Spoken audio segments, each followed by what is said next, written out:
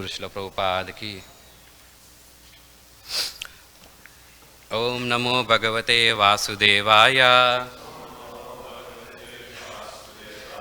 ओम नमो भगवते वासुदेवाय। ओम नमो भगवते वासुदेवाय। नारायणं नमस्कृत्य नरं चैव नरोत्तमं देवीं सरस्वतीं व्यासं ततो जयमुदीरयेत्। नष्टप्रायेषु अभद्रेषु नित्यं भागवत सेवया Bhagwati उत्तमश्लोके भक्तिर्भवति नैष्टिकी. So today we are reading from Canto number 3, the status quo, chapter 20, conversation between Maitreya and Vidura, and verse number 1.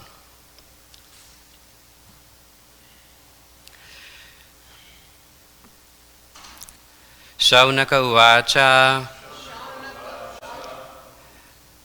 mahim pratishtam adyasya taham mahim pratishthaham adyasya saute swayambhuvo manuhu saute swayambhuvo manuhu kani avashtita dvarani kani avashtita dvarani margayavara janmanam margayavara janmanam. Shaunaka uvacha mahim pratishthaham adyasya saute swayambhuvo manuhu kani avashtita dvarani margayavara janmanam.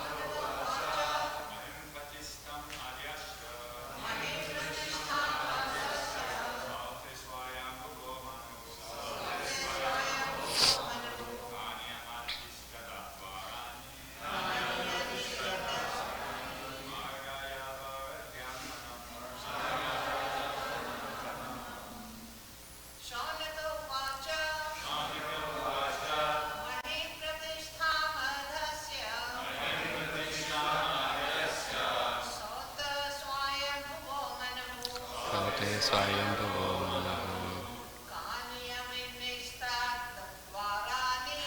Kani avashtishadvarani margaya varajanana Shaunaka Vasha Mahayam Pratishta Matyasya Te Swayambhuvo Manaha.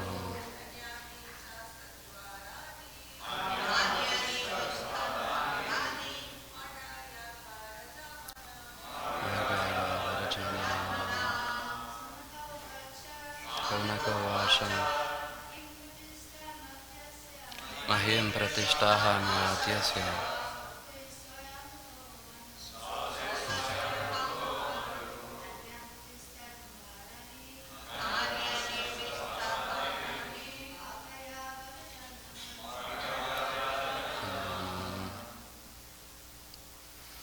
Shaunakaha Shaunaka Uvacha said, Mahim, the earth, Pratishtaham, situated, Adyasya, having secured, Saute, O Sutta Goswami, Swayambhuvaha, Swayambhuva, Manuhu, Manu, Kani, what? Avashtitat, performed. Dvarani, ways. Margaya, to get out. Avara, later. Janmanam, of those to be born. Translation by His Divine Grace, A.C. Bhaktivedanta Swami Srila Prabhupada. Sri Shaunaka inquired, O Sutta Goswami, after the earth was again situated in its orbit, what did Swayambhuva Manu do to show the path of liberation to persons who were to take birth later on? Purport. The appearance of the Lord as the first boar incarnation occurred during the time of Swayambhuva Manu, whereas the present age is in the period of Vaivashvata Manu. Each Manu's period lasts 72 times the cycle of 4 ages, and one cycle of ages equals 432,000 solar years. Thus, 4,320,000 times 72 solar years is the reign of one Manu. In each Manu's period, there are many changes in many ways, and there are 14 Manus within one day of Brahma.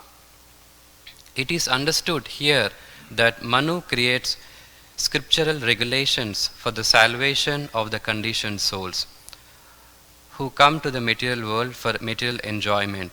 The Lord is so kind that any soul who wants to enjoy in this material world is given full facility for enjoyment, and at the same time he is shown the path of salvation.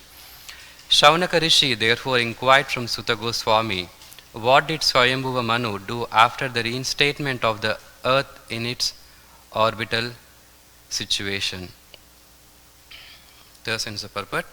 Om Ajnanatimirandasya Jnananjanashalakaya Chakshurunmitam Yena Tasmai Sri Gurave Namaha Sri Chaitanya Manobishtam Stapitam Ena Bhutale Swayambhurupa Kadamayam Tadati Swapadantikam Vandeham Sri Guru Sri Yutapadakamalam Sri Gurun Vaishnavamscha Sri Rupam Sagrajatam Sahagana Raghunathanvitam Tam Sajivam Sadvaitam Savadutam Parijana Sahitam Krishna Chaitanya Devam Sri Radha Krishna Padan Sahagana Lalita Sri Vishakanvitamscha He Krishna Karuna Sindhu Dina Bandhu Jagatpate Gopesha Gopika Kanta Radha Kanta Namostute Tapta Kanchana Gaurangi Radhe Vrindavaneshwari Vrishabhanu Sute Devi Pranamami Hari Priye Vancha Kalpatarubhyascha Krupa Sindhubhya Evacha Patitanam Pavanebhyo Vaishnavebhyo Namo Namaha. Jai Shri Krishna Chaitanya Prabhu Nityananda Shri Advaita Gadadhara Shri Vasati Gaura Bhakta Vrinda Hare Krishna, Krishna Krishna, Hare Hare, Hare Rama, Rama Rama, Hare Hare.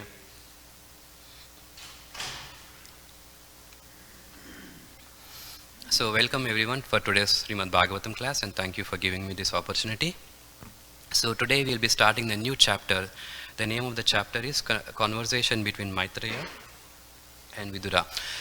So in the previous chapter we have seen the killing of the demon Hiranyaksha, and in this chapter the conversation between Maitreya and Vidura continues. The previous chapter is also a conversation. Now it just further continues into discussing further topics. In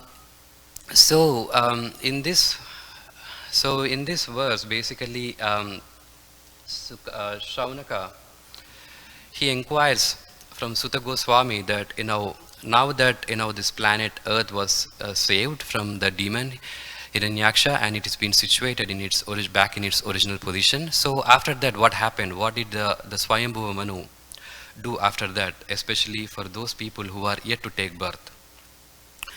And in the purport, Prabhupada mentions about different Manus and how and what is the lifespan of each Manu, and what does each Manu do, giving the scriptural regulations for the salvation of conditioned souls. And also Prabhupada describes about how the Lord is so kind that he provides the facility for the material enjoyments. At the same time, he also shows the path of salvation. So that's why this question was asked, that what did Swayambhuva Manu do after the reinstatement of the earth in its orbital position? So today we will discuss a little bit more about this purport. So, here, of course, obviously, the first thing is that there is a description of the Manu. Manu is he's the father of the mankind, and there is a description about Manu, his lifespan and his activities. And of course, especially a detailed explanation of the Manus is further elaborated in the 8th canto of the Bhagavatam, where you have a more detailed explanation about each Manu and what are those different activities. So, and we also find reference to Manus throughout the Bhagavatam at different places. This, the topic of Manu comes, quite often. So a question may be raised that, how is this relevant, right? I mean, why is the Manu is being described in the various places of Bhagavatam, and especially, there's a significant portion of the Bhagavatam is dedicated towards explaining the activities of Manu. So why is it so? Because we all know that this Srimad Bhagavatam was compiled by Sri Vyasadeva is primarily to glorify the Supreme Lord, correct? He was not satisfied even after composing all this Vedic literature, and upon the instruction of his guru Narada Muni, Vyasadeva has composed this literature Bhagavatam primarily to glorify the Lord. So if it is only about the glorification of the Lord, then why, how is this descriptions about Manu, about the creation, about the dissolution, all these technical things, how is this relevant in the Bhagavatam? Of course, one obvious answer would be, in the last Sunday, Prabhupada was talking about how that, devotees, also hear about not only the Lord, but also the Lord's devotees, right? Tadyanam, Aradhanam, that anything which is connected to Krishna also is Krishna, and then devotees would, relish in hearing those pastimes. Just like Kurukshetra is basically a battle between two brothers, but still, because it involves Arjuna, who is a devotee, and Krishna. So that is why the devotees also will take interest. So that's one reason that why, all these topics are being discussed. But however, a question may be raised that why specifically Manu? Why? Because there may be so many other things which is related to the Supreme Lord, but why specifically about Manu? Because the reason is because we all know that Srimad Bhagavatam is called as Mahapurana, correct? Srimad Bhagavatam is Mahapurana, and for Srimad Bhagavatam to be called as a Mahapurana, in the Matsya Purana, it is explained that there should be 5 characteristics. For any literary work to be considered as a Mahapurana, they should have 5 characteristics. It is said that a history is called as a Purana if it has 5 defining characteristics. Otherwise, it is called as Akhyana.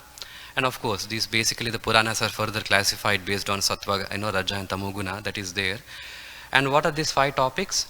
The 5 subject matters of a Purana are basically creation, dissolution, genealogy, the period and reign of Manus, and the activities of illustrious kings and enlightened sages appearing within the great dynasties. So that is the reason why all these 5 topics are elaborately described in the Srimad Bhagavatam for it to be characterized as a Mahapurana. And especially, actually not only 5, but actually, Bhagavatam has 10 topics. It's just not only 5. Then when you discuss 10 topics, then that is when a Purana becomes Mahapurana. If it's only discussing about just only 5 topics, then it's just called as a Upapurana or a small Purana. And Srimad Bhagavatam is considered as a Mahapurana. And there are basically 18 Mahapuranas and there are 18 Upapuranas. And Srimad Bhagavatam is one of the Mahapurana. And so here you can see what are the 10 topics which every Mahapurana describes about. So as you can see, there is Sarga, Visarga, Sthana, Poshana, Uti, and Manvantara, like this, so on and so forth. Like there are 10 topics that every Mahapurana discusses about. And the current topic, which is about discussing about Manu, is also one of the 10 topics, which is Manvantara. It's the topic number 7. No, topic number 6, as you can see here, basically describes about the change of Manus. Of course, even the Upapuranas also, even though it only describes about 5, but it actually talks about all 10. But the primary emphasis is only given upon only on these 5 things, which is creation, dissolution, genealogy, reigns of Manu, and history of various sages. And of course, these 10 things which characterizes a Mahapurana, I mean, these are not like independent things. No, these are not like independent things which has nothing to do with each other. Basically, these 9 things it has to do with, there is a connection between each other topic. And ultimately, all these 9 subjects, which will ultimately tie into the last subject, which is Ashraya, which is describing the Supreme Personality of Godhead. So that is why this first 9 is basically, they are called as Ashrita. And the 10th one is called as Ashraya. So these 9 topics are basically there to describe the final topic, which is Ashraya. So Ashraya means which is supported, and which is giving the support, and the Ashrita means which is being supported by the Ashraya. So in this way, these 9 topics are meant to understand the ultimate topic, which is the Ashraya, which is the Supreme Personality of Godhead. And for example, let's say that if you want to study the sun, right? Let's say you want to study the sun. So it's just not enough that you understand the sun is a source of sunlight. No, that is okay, but that is not a complete understanding of the sun. But you understand, for you to understand a comprehensive understanding of a sun, if you understand the sun, its origin, its time period, who is ruling, how the different chemical reactions are happening in the sun, all so on and so forth, then that's a comprehensive understanding of the sun. Similarly, for us to understand the Ashraya, the Supreme Personality of Godhead, these 9 topics will help us to get a comprehensive understanding of the Supreme Lord. Correct?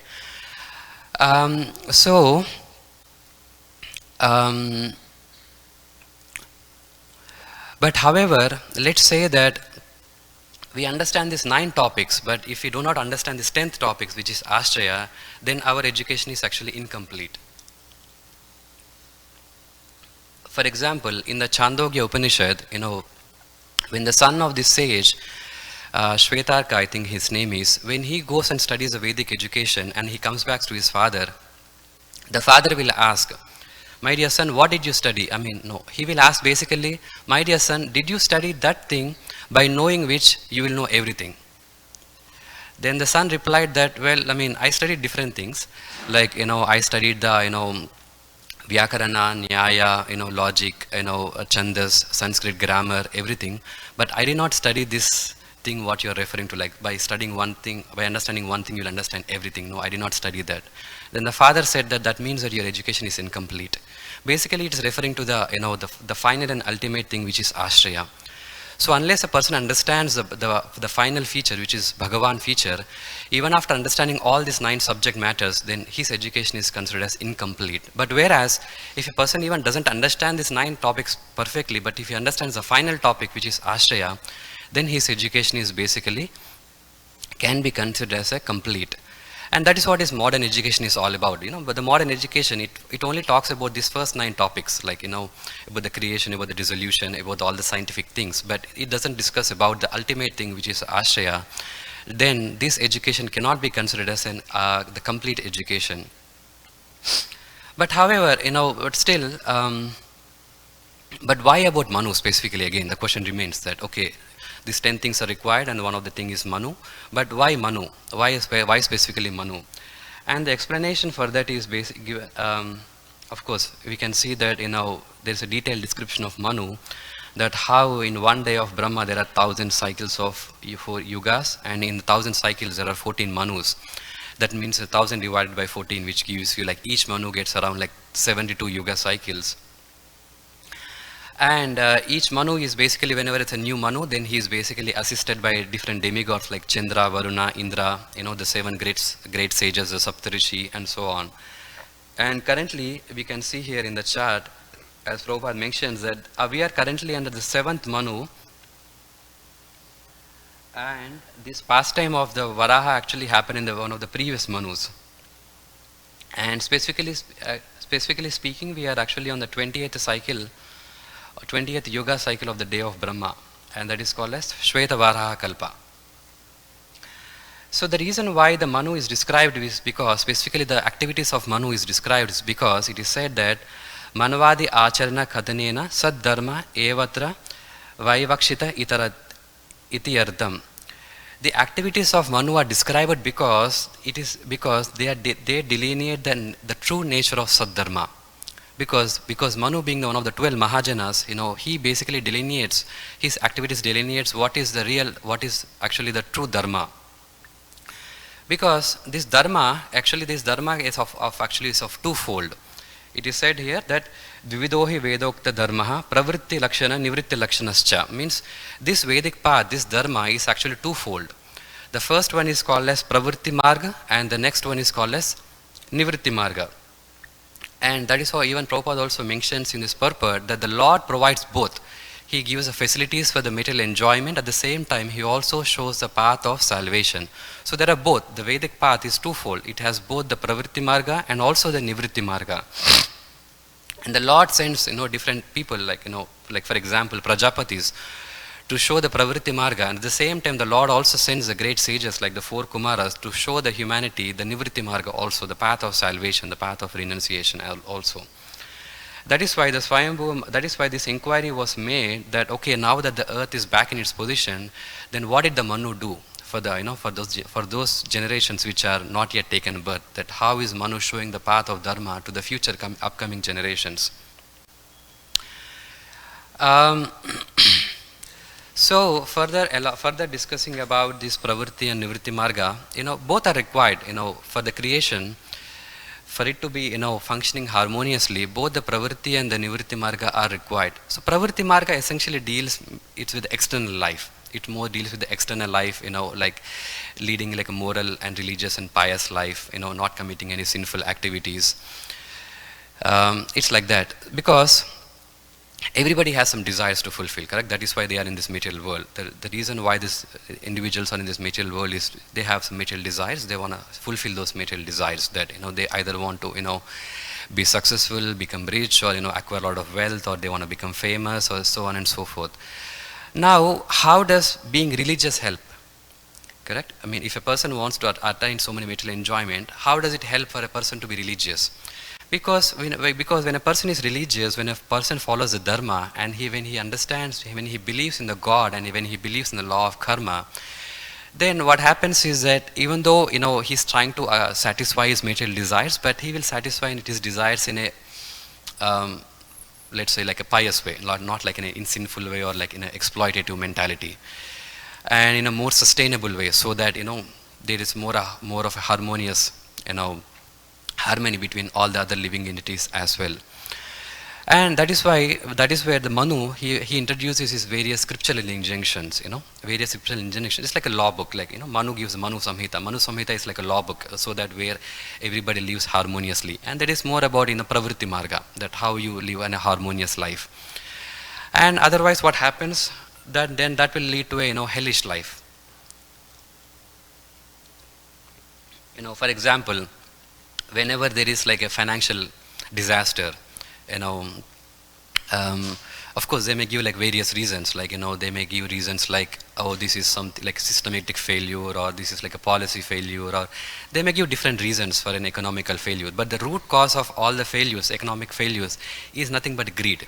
nothing more than that. That is why in the Wall Street there is a saying, IBG and YBG. Did anyone hear this word? IBG and YBG means I will be gone and you will be gone. That's what it says. Means it's like a philosophical thing, but it's nothing philosophy in there. What it means is that, okay, I got my commission by selling you something and you got your commission by buying something for somebody else. So we both are happy. You don't need to care about what are the consequences of our action. No. As long as we got our commission, we are fine. So just leave it like that. So that is a mentality. It's a greed. So that is what happens, when there is no ethical and moral values in the society, and that's sort of hellish life you can see. So the first thing is that there should be a pravritti marga where people act piously and people act in a moral way and in an ethical way. But however, at some point of time, the people will realize that, see, this life is not just about like leading an ethical or a moral life. There is something which is beyond it. There is something which is more spiritual about it. Then that is when a person eligible to go further, make a further inquiry into Nivritti Marga, means the path of salvation or the path of renunciation. And and of course, how can a person be spiritual unless he is pious to begin with, right? So that is why the Pravritti Marga leads into the Nivritti Marga.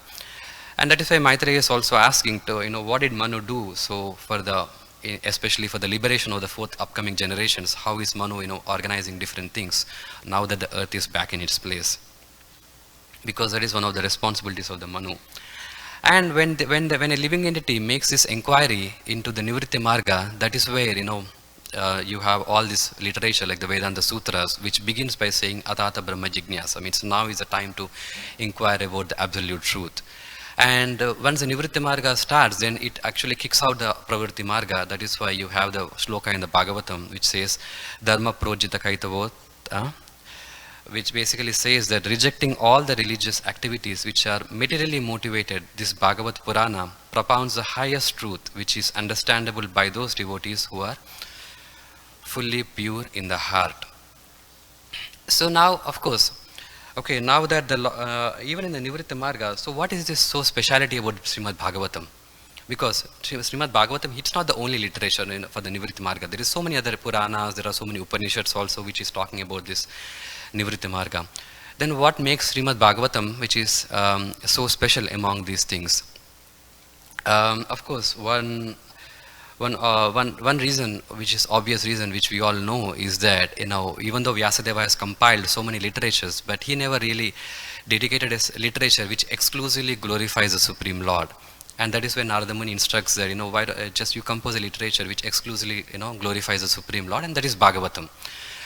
And that's one reason.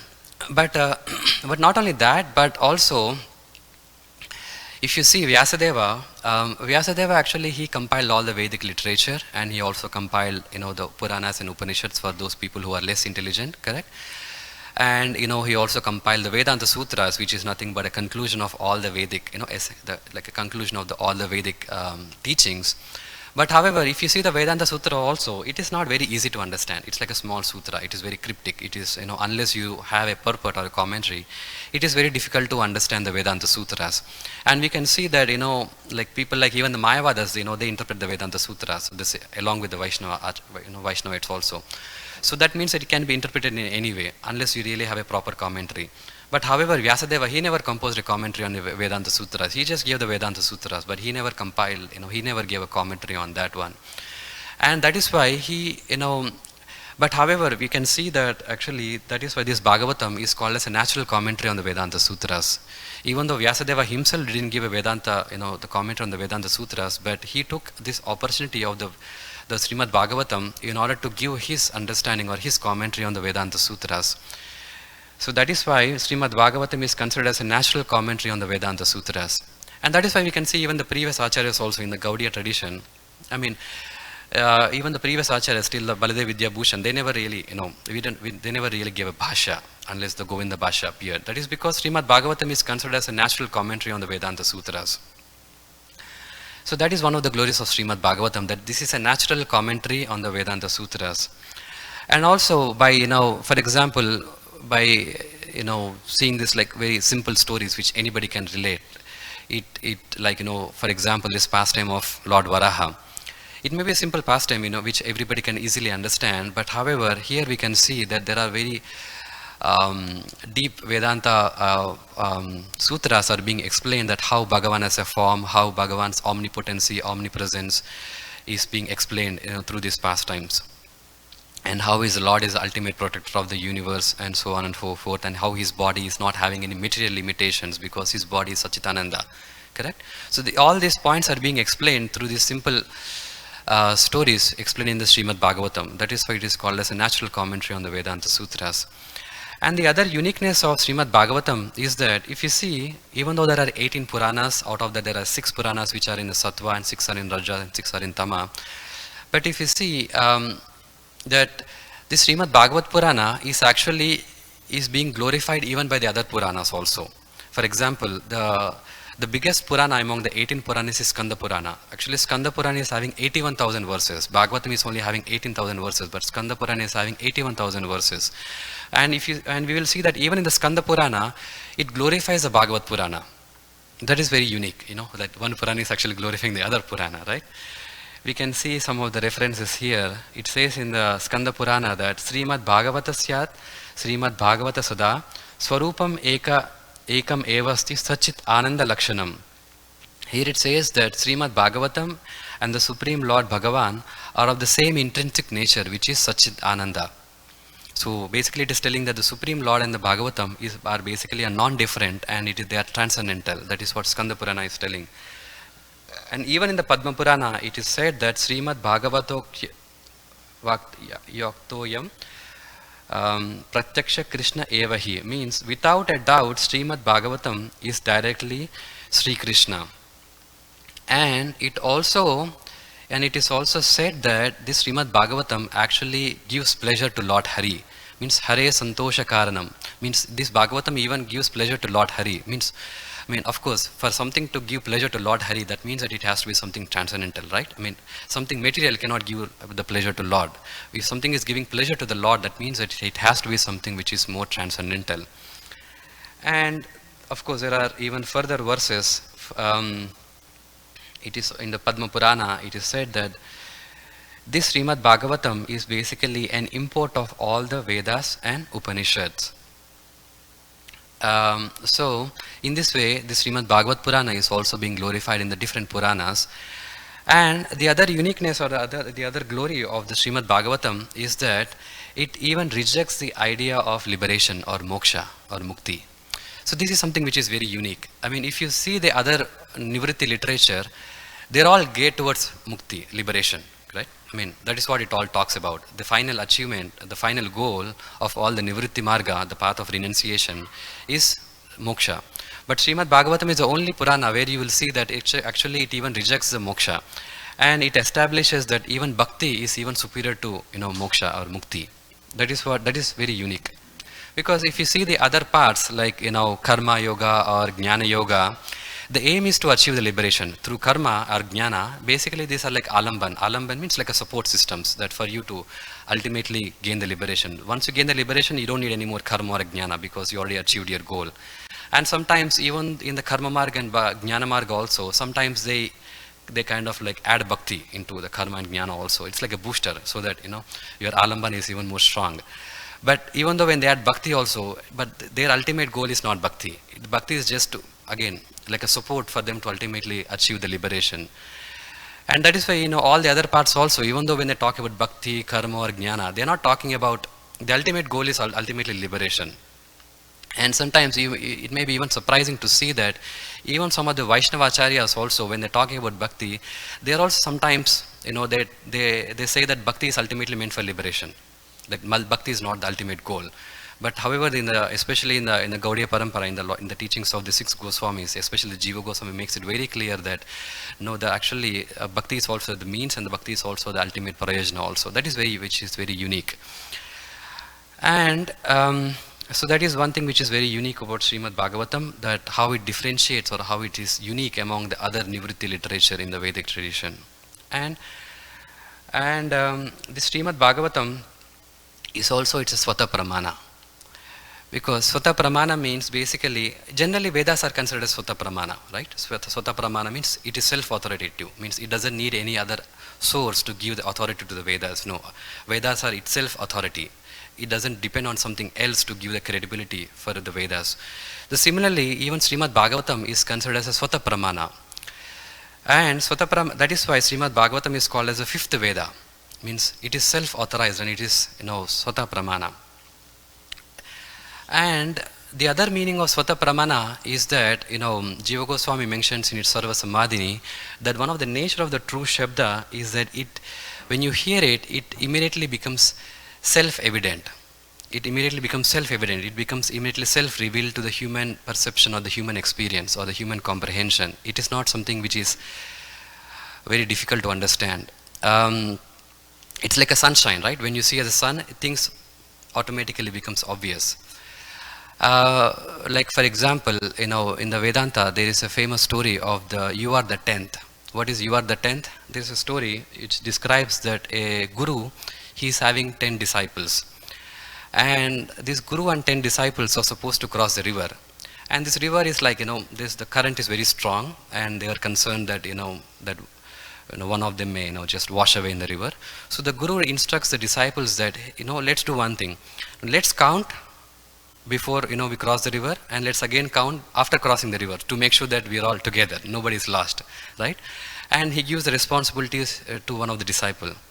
And after crossing the river, this disciple will count 1, 2, 3, 4, 5, 6, 7, 8, 9, and then he becomes worried. And he comes to the guru saying that the 10th one is missing. You see, there's no more 10th one. So we lost one disciple. And the guru says that you're a fool. You're not counting yourself. So then the disciple, so you see, means you are the 10th. Means, so this is Swata Pramana. Means it becomes immediately obvious. The disciple doesn't, I am the 10th. Can you prove me that I am the 10th? Can you show me the evidence that I am the 10th? No, it's a stupid question. You didn't ask that question, right? So that is Swata Pramana. Means it immediately becomes revealed. It doesn't need any more authority or any other source to add the credibility to it. So in this way, Srimad Bhagavatam is a Swata Pramana.